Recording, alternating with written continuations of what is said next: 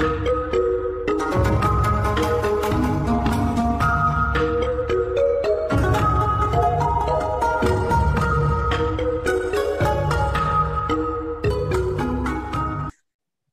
and welcome back to another episode of International Immersion, a podcast that seeks to capture the combined experiences of people, culture, places, traveling, current events, living abroad, and everything that comes along with them. For today's episode, we have a very unique account from one of my former colleagues from graduate school, in that because of the situation with COVID-19, in order to travel or to enter countries, there may be a wide range of procedures that people have to go through. And my guest today is someone who has traveled to and from and is now back in mainland China and can give us a good idea of what it takes to both leave and enter the country. So it's wonderful to have you today, Jing. I hope you've been well, and I know you're currently on quarantine right now. Yes. So if you want, maybe you can give us a little bit of background about you, and then we'll kind of go into the topic. So I'm working at an international school in Hangzhou. The country's kind of been under lockdown since last year. There were a lot of policy changes, right? So in the beginning, they were saying that if you leave the country, your visa gets canceled automatically.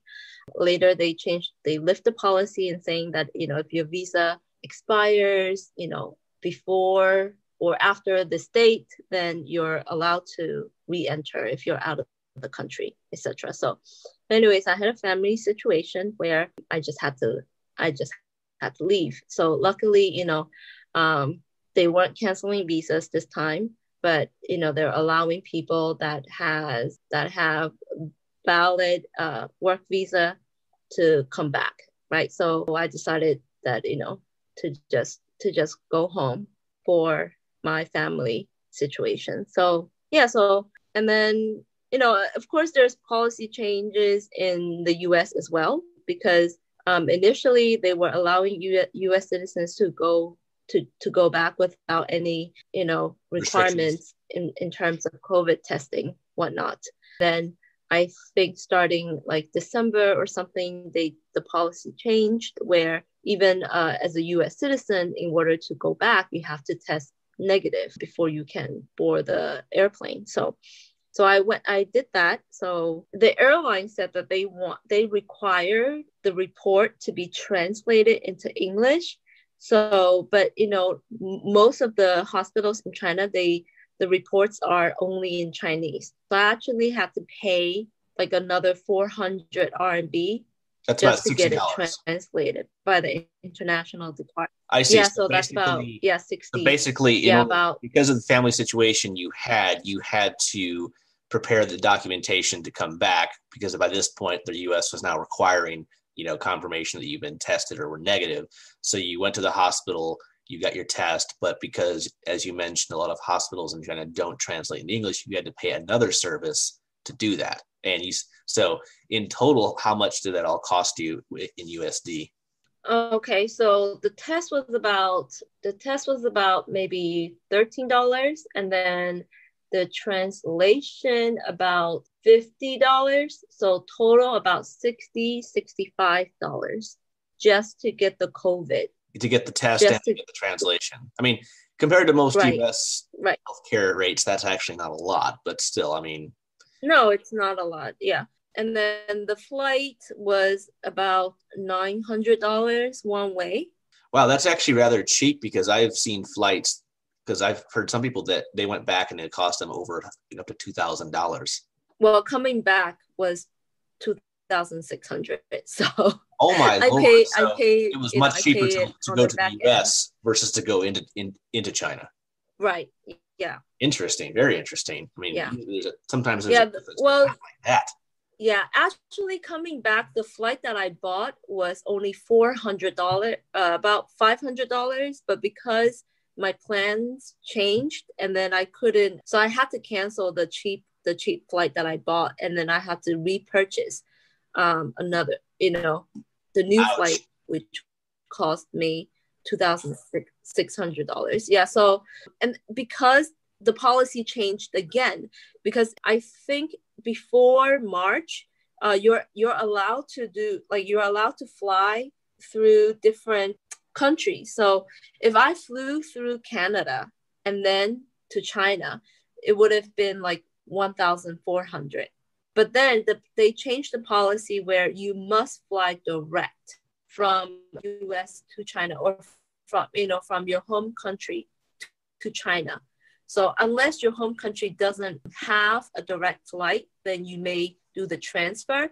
But if your home country has direct flight, you must book a direct flight. And I think because of that, and then also because, the airlines weren't getting full flights anyways, so they had to raise the price. So I ended up paying $2,600 to come back. That's unreal. I mean, I've paid for expensive flights before, but that's, for one way, that's absurd. But desperate, they're gonna have to raise prices, et cetera, to keep their keep the ends meet.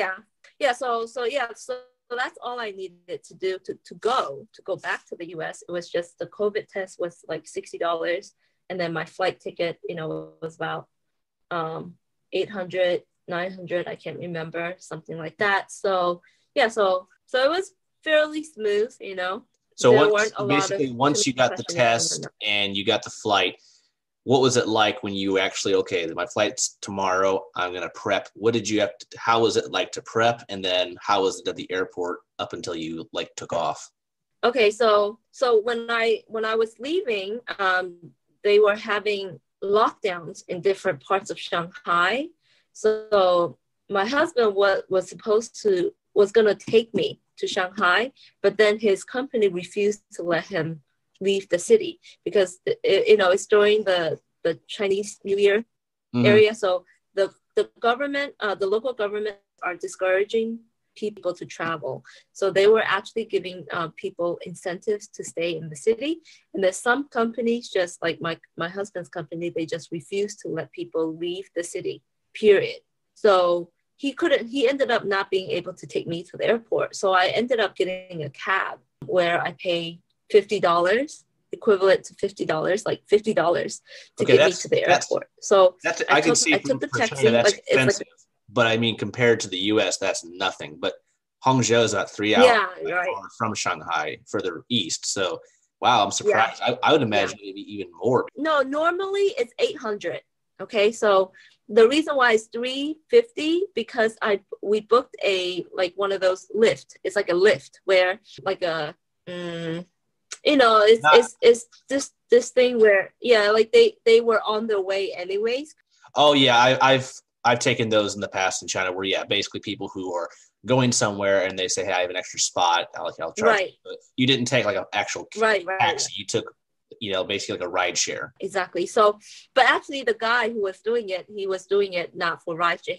This is what he does on weekends. So he'll take someone to the airport and then he'll come back with another person. So he makes $100. Well, I remember even before COVID, when I lived in China, there were a lot of people who did that because I used some of them to go to some places, and people could make it was just extra side money for them. So, why not do it? So it was good. It was convenient. Yeah. So because normally, I could have taken a bus, right? The airport bus, but then those weren't operating. Yeah. So they were out of operation. So, the government stopped them from giving rides, right? So, and then my husband's not allowed. So it's just a lot of restrictions where transportation was so restricted. So your only option would just be to get a taxi or, one of those ride shares, whatnot. So anyways, I got to the airport and we were the only flight leaving that night. So the whole airport, it was just our... the whole airport for international departures or domestic or both? International. The whole international section of Shanghai Pudong, yours was the only flight. Yeah. Wow. Yeah, we were the only flight and there were about 70 of us. Okay, that's nuts because I myself have been through Pudong and it's always just raging with people. It's not like shoulder to shoulder, but it's always very crowded. I can't imagine that huge terminal being empty. That'd be frightening. Like, where is everybody? It's quite shocking. I heard about it, but then I couldn't believe it. I just couldn't imagine how how it would be, until I got there. And I was just really shocked. So we got there, and then there's a QR code where you have to fill out all your information, okay, to leave. So you do the QR code via WeChat, and then you get a code or something, and then you go to the counter, and then you show the person you show the person at the counter your COVID test result, and then the QR code that you just got after, from filling out all the customs information about leaving, like where you came from, okay, and then where you're going, and then your passport information, whatnot. So yeah, so I just did that, and then I went in through security, and I thought I could get dinner in there or something, get something to eat. But when I got in, nothing was open. Oh no! Like the airport was just dead. Nothing was open. So because all the restaurants were closed. But what about like currency exchange, other shops? No, nothing. Nothing. Oh, Nothing. Everything was closed.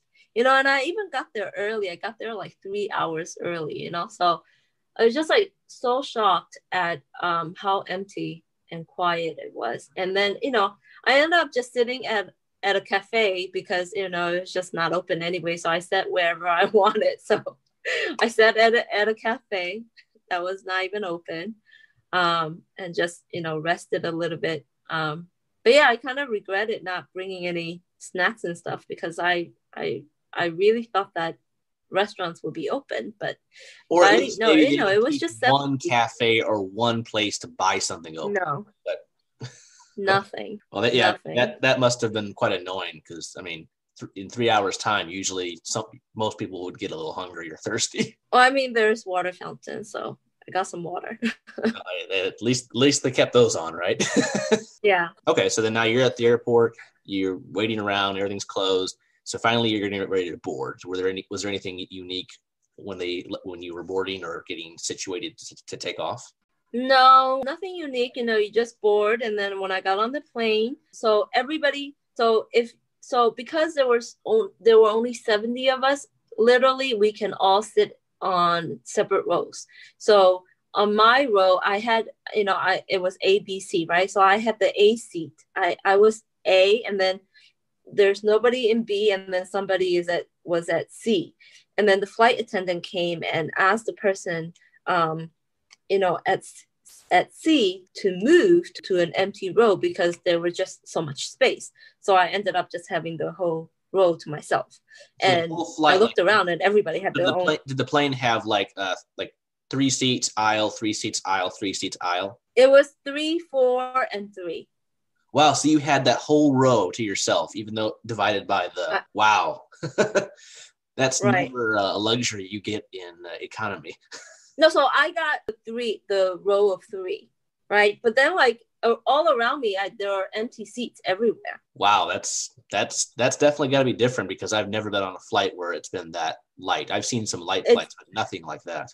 Yeah, I mean, it's a first for me too. So definitely, I think once in a lifetime. For sure, and hey, it's taken a pandemic to do that.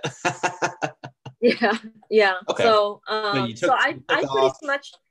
And then you're flying. Yeah. And then what was it like when you arrived in San Francisco? So we were all so nervous about flying, right? So this is the first time I'm on an international flight, okay, where I didn't eat and drink anything throughout the flight. Are you serious? Yeah, I didn't eat and drink and go to the bathroom at all. 15 hours.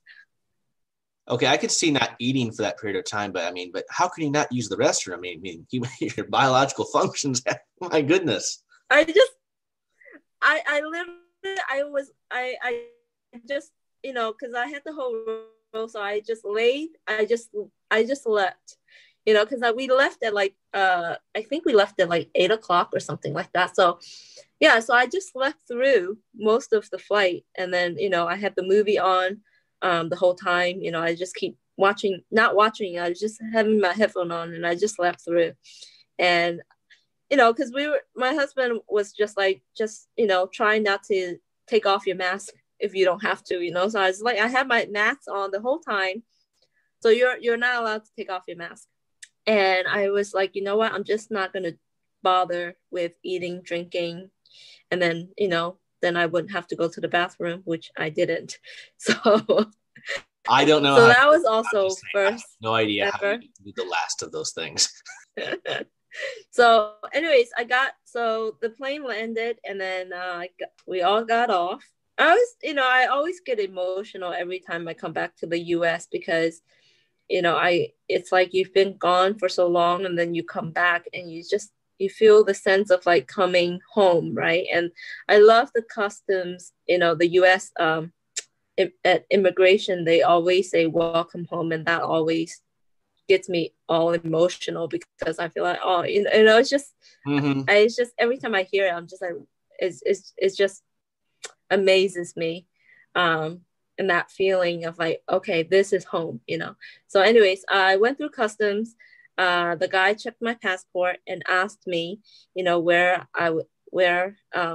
you were coming from. Asked me, where I was coming from and why and what I did. And I told him. Kind of tested me. He was like, oh, what do you do? I said, I'm a teacher. What do you teach? And I was like, oh, I teach classical history. And he goes, oh, what's that all about? And I kind of told him a little bit about that. I felt like he was just testing me.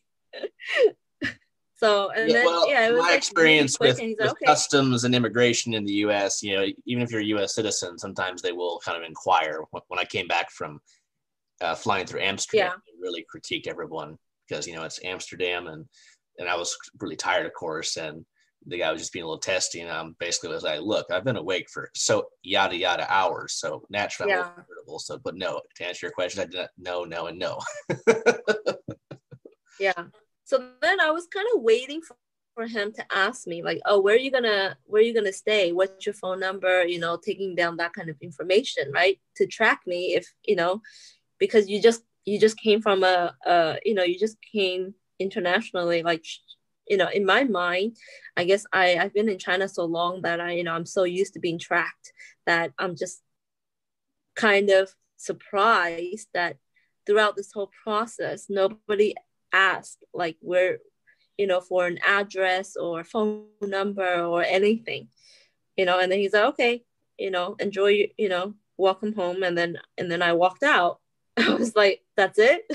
It's kind of really surprised. And then when I got out into San Francisco airport, the international terminal, to the baggage claim, and I realized that we were the only flight as well coming into San Francisco that night. And that was shocking because there was like nobody in the airport. It was just the 70 of us. Ghost airport, in a way. It's just, it was just ghost airport. Yeah, it was so quiet. And then I was like, man, this is so safe. There's nowhere safer than this. I mean, there's like nobody, like I don't have to interact with anybody. You bring up a really good point there, because having lived in China myself, you're used to being like tracked or, the information or just, not reporting it, but just, being in situations where they want information, I think, as you've mentioned before. So that's one thing. Yeah. Now that I'm back in the US, it's definitely different. And I like to say that, like, it just feels like a little more relaxed, because like there, it's like, there's oh, you have to scan this, you have to do that, especially now with the pandemic. I can't imagine what it's like now, but even before, there definitely were differences. So naturally, that when I came back, I was like, oh, that's it. Okay. Yeah. It's like a little reverse culture shock, as you mentioned. It's like, oh yeah. Because if you go there for a couple of weeks, right, it's different. But in our case, since we live there for longer periods of time, especially you, right, that's going to cause a little more like, oh, our brain's rewiring here. Exactly. And then over here, you kind of just give that information so freely. You don't even question. You don't even care. You just like, okay, fine. Whatever information. You want my passport number? Fine. You want my ID? Fine. Like, I'll give you whatever you want. Just let me go. Very different.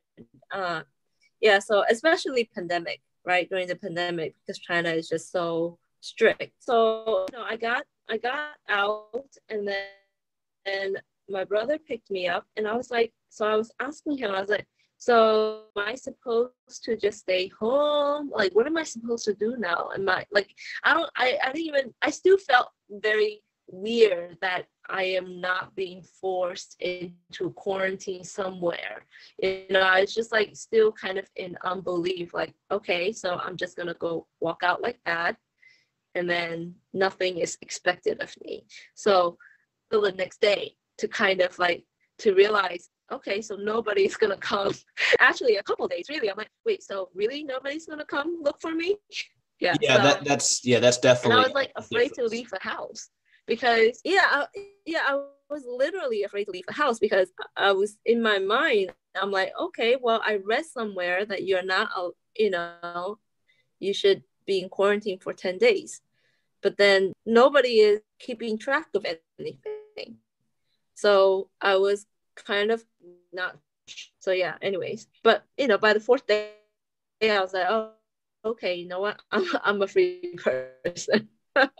Yeah, that's definitely an adjustment. But yeah, I mean, because I know people like, as you mentioned later about when you went back to China, it was an entirely different story. But yeah, it had to be quite a shock to come in and have this very lax period of just reacclimation and not having to really quarantine or being forced to do anything. It was more just recommendations or suggestions, and and not being tracked or being asked for a QR code or asked for your ID or asked for things like that.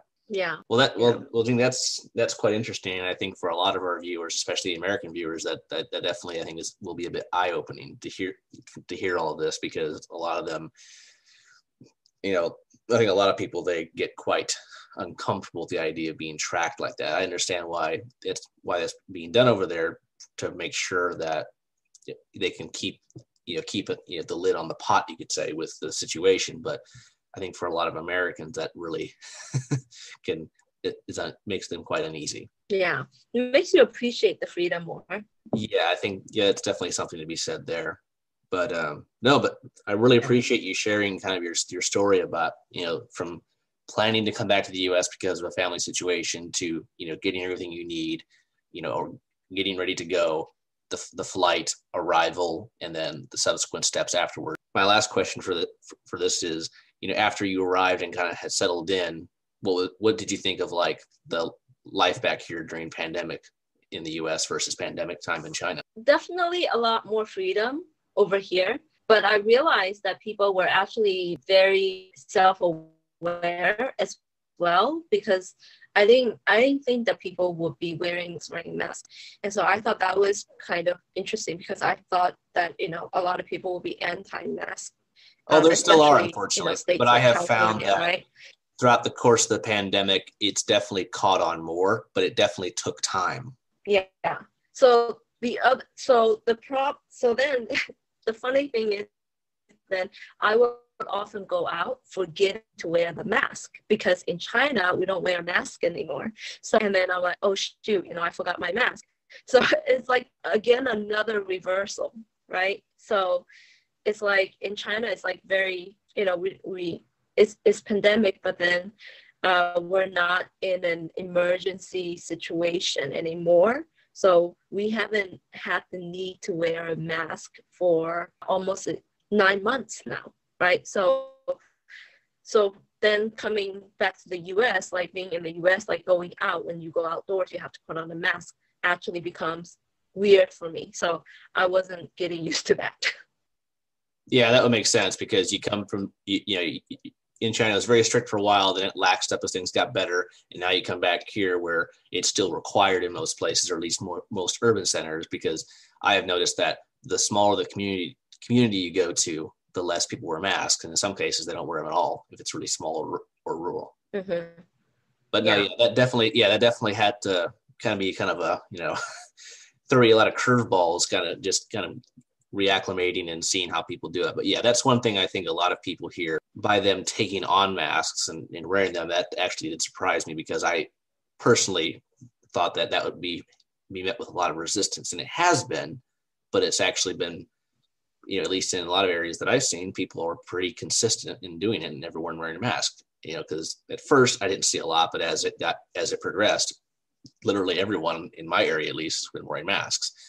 Every now and then I'll see a few people that don't, but if I've gone to other areas, further afoot from larger cities, oh yeah, then not many people have them at all. And then, but I think it just comes down to a wide range of factors. So that was interesting for me too. And then now coming back to China, that's another story which we can pick up on another episode. But I just wanted to thank you very much for sharing your experience. I think you've given everyone a great depiction of what is required, at least back from around February time, to actually come back to the U.S. because, as you said, the policies are constantly in flux. But it gives people an idea of just how tedious it is now to travel internationally, especially if you have an emergency or you have to. Yeah, it just makes traveling that much more tedious. Yeah, it's just, makes you not want to travel. Yeah, it takes the fun away from it because, if I go anywhere, I have to quarantine, or, I have to go through all this testing, or I have to get checked, or I'm going to be watched. It makes it, counterproductive. And like you said, in many cases, it's going to cost you more money and time. And it's like, why would I sacrifice those things? I'll rather wait until things are back to normal. But, who knows when that will be globally. Right. Yeah. Yeah, exactly.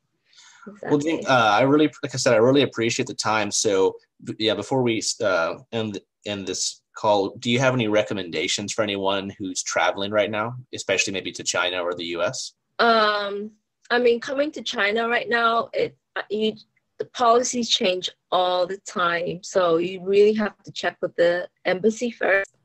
I made that mistake of not checking first, so I can share that next time. But yeah, just checking with the embassy for the latest updates and then just follow the procedures.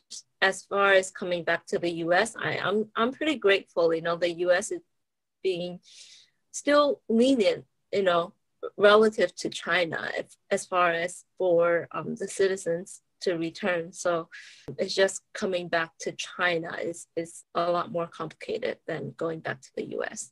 No, you make. But I can imagine it being the same for a non-US citizen to go to China, to go to the US at this time. It would be very complicated as well. So yeah, it's just difficult. Yeah, exactly. And like you said, that's the one difference you've noticed is that for Americans returning, they've kept it rather simple. Whereas if you're a president or citizen of China, if you're a Chinese citizen right now, I don't know if the country is open to non-citizens or non-permanent residents, or it's only open to specific visa holders. So I haven't, done any research on that because, I don't belong into that category, but I can tell you about, a non-Chinese citizen that was for me. So, and then I could only imagine it being the same for a Chinese national wanting to go to the US during this time. I think it's always reciprocated. Yes, because I do know that at least last time checking the consulates I think are still closed for visa appointments now for Chinese to come to the U.S. So I think it's very difficult, or vice versa. Yeah. Unless, like in your situation, since you work there, you have a visa, so that's kind of your in. But if you didn't have any of that, it'd be, I think, quite a different story. Right. And, I think with the diplomacy and politics, they always do the same thing. Like if country A does this to country B, then country B does the same thing to country A. So I feel like it's the same. It's just it's just reciprocity. They do something, it's just back and forth. Right. Well, Jing, I really appreciate it again, and I think you've made some great points, and I think you really kind of highlighted what it's like for a non-Chinese citizen or permanent resident to be able to travel, back to the U.S. And then on our next episode, we'll talk about what it's like to actually go from the U.S. back to China and the whole process, which you've hinted at is going to be quite different. So I really appreciate the time today, and I hope you're staying safe, because I know right now you just got back in China and you're currently on quarantine, and we'll go into that on the next one as well. But I wish you best of luck. It's great to hear from you, and I appreciate the time and the input. Thank you so much for having me. You're very welcome. So this has been another episode of International Immersion. Feel free to contact us by email at internationalimmersionpodcast@gmail.com. Check out our Facebook page, our Instagram page of the same name, and we will see you all in the next one. Take care and stay safe.